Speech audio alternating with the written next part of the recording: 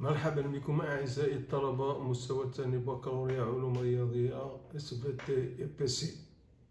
Dans cette vidéo, je vais vous présenter le circuit RLC série. Premièrement, oscillation libre d'un circuit RLC série. Oscillation libre, ça veut dire qu'il n'y a pas d'apport d'énergie de extérieur. On appelle dipôle RLC l'association en série d'un conducteur ohmique de résistance R, d'une bobine pure d'inductance L et d'un condensateur de capacité C. Si la bobine a une résistance interne, la nomination du dipôle RLC reste valable. Donc, un circuit RLC, il est constitué d'une résistance d'un conducteur ohmique de résistance RS, une inductance ou bien une bobine LS et un condensateur de capacité CS. Mais parfois, la bobine elle peut porter une résistance qu'on appelle une résistance interne, mais dans ce cas, on va le considérer comme idéal, c'est-à-dire que la résistance interne est nulle. Donc maintenant, on va dans ce circuit qui est constitué par deux mailles. La première avec l'interrupteur dans la position 1, dans la voie 1, et ça permet, il est composé d'un condensateur et d'un générateur. Donc le générateur, elle permet la charge de condensateur.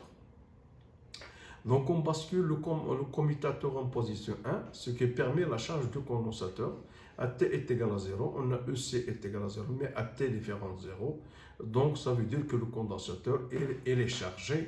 Il va porter la charge, il va porter la tension E, c'est-à-dire la force électromotrice donnée par le générateur. La décharge d'un condensateur. Le condensateur chargé de capacité C est monté en série avec une bobine idéale. Lorsqu'on parle d'une bobine idéale, ça veut dire que la bobine ne présente pas de résistance interne d'inductance L et d'un résistor de résistance R. Le résistor, ça veut dire qu'une résistance variable.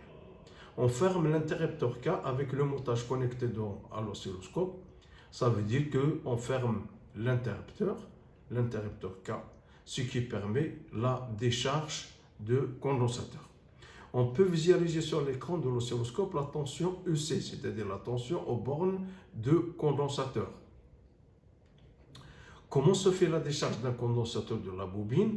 Donc, on va poser qu'on a que la résistance totale est égale à la résistance du conducteur ohmique plus la résistance de la bobine. Et quand RT est faible, c'est-à-dire quand la résistance totale est faible, on constate que la tension EST au bord du condensateur est alternative. Ça veut dire qu'on a une alternance positive et une alternance négative. Il varie régulièrement entre les valeurs maximales positives et les valeurs minimales négatives. On dit que la décharge de condensateur dans une bobine est oscillante, c'est-à-dire qu'il va subir des oscillations, c'est-à-dire comme un mouvement qui est sinusoïdal, mais avec l'amplitude qui diminue au cours du temps. On dit que les oscillations sont amorties. Donc l'amortissement est dû à la diminution de l'amplitude des oscillations.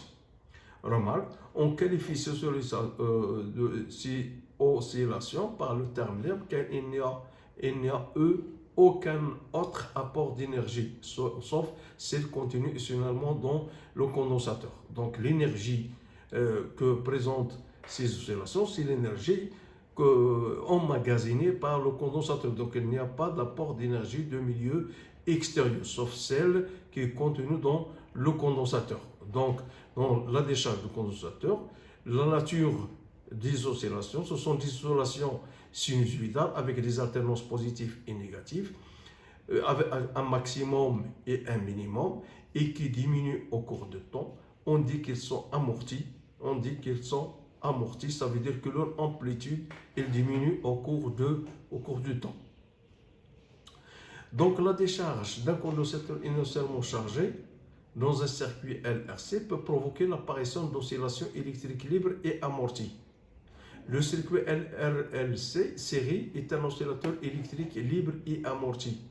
Régime d'oscillation, on a trois types d'oscillation selon la valeur de la résistance RT. On a dit que RT est égal à la résistance du conducteur ohmique plus la résistance interne de la bobine de circuit RC. On distingue trois régimes d'oscillation. Donc le régime pseudo-périodique, le régime critique, le régime apériodique. Et on va voir par la suite qu'entre ces deux, il y a ce qu'on appelle un régime qui est périodique.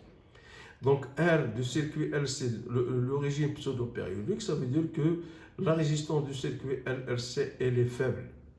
Donc, quand la résistance la résistance elle est faible, ça veut dire qu'on a un régime qui est pseudo-périodique. Pour le régime CR augmente, c'est-à-dire la résistance du conducteur ohmique augmente, ça veut dire qu'on a un régime qui est apériodique. Ça veut dire que la résistance, donc ce qui est responsable de la nature de régime, c'est la valeur de la résistance. Si la résistance augmente, on a un régime qui est apériodique. Mais si la résistance elle est faible, donc on a un pseudo-périodique. Et si la résistance est nulle, ça veut dire qu'on a un régime qui est périodique. Mais un régime critique, c'est-à-dire un régime qui est intermédiaire entre le pseudo-périodique et la périodique. Mais pour une résistance R est égale à 0, donc on a un régime qui est périodique. Donc, régime pseudo-périodique, il est observé que la résistance totale R du circuit elle est faible, comme vous le voyez ici. C'est un régime qui est sinusoïdal, mais dont l'amplitude il est caractérisée par une période, c'est-à-dire entre max et max. Donc, c'est une répétition, donc c'est la période. Et qui dit période, des fréquences. Donc, mais avec l'amplitude qui diminue au cours du temps. Donc, décroît au cours du temps. Donc, la tension au bord de condensateur présente des isolations. On dit que la tension au bord de condensateur subit des oscillations qui sont amorties. Ça veut dire amorties, ça veut dire qu'il y a diminution de l'amplitude en fonction de temps. C'est ce qu'on appelle. Donc, on peut, la période entre deux points, les points qui subissent les mêmes oscillations, on peut prendre soit on peut prendre pour déterminer la période, soit les points maximum, soit les points minimum, soit les points où la tension elle est nulle. Donc c'est une période. La durée entre deux passages successifs de la tension de la même sens s'appelle pseudo-période. Il s'appelle une pseudo-période parce que dans le cas où la résistance ou bien les oscillations qui sont libres, qui sont périodiques, donc on parle d'une période. Mais dans le cas d'un mouvement des oscillations qui sont pseudo-périodiques, on parle d'une pseudo-période d'oscillations qui sont amorties. La pseudo-période ne dépend pas de la valeur de R, donc elle n'est pas influencée, mais elle dépend du coefficient de la bobine et de la capacité C. Donc la résistance n'influe pas sur la période, mais la période est influencée par l'inductance et de la capacité. Donc ça, c'est un régime qui est périodique. Un régime qui est périodique, ça veut dire que les amplitudes sont les mêmes et on peut déterminer la période soit par les maximums, soit par les minimums, soit par les points où la tension au bord de condensateur elle est nulle. Donc on peut déterminer la période, c'est un régime qui est périodique et ce régime il est obtenu dans le cas où la résistance elle est nulle. Mais lorsque la résistance elle est faible, on a un mouvement, une oscillation qui sont pseudo-périodiques et avec des amplitudes qui sont amorties, qui diminuent, et un régime qui est apériodique, c'est la résistance augmente. Donc le facteur qui influe sur l'amortissement, sur les oscillations, c'est la présence de la valeur de la résistance. C'est la résistance ou bien la valeur de la résistance qui influe sur l'amplitude des oscillations, c'est-à-dire sur l'amortissement.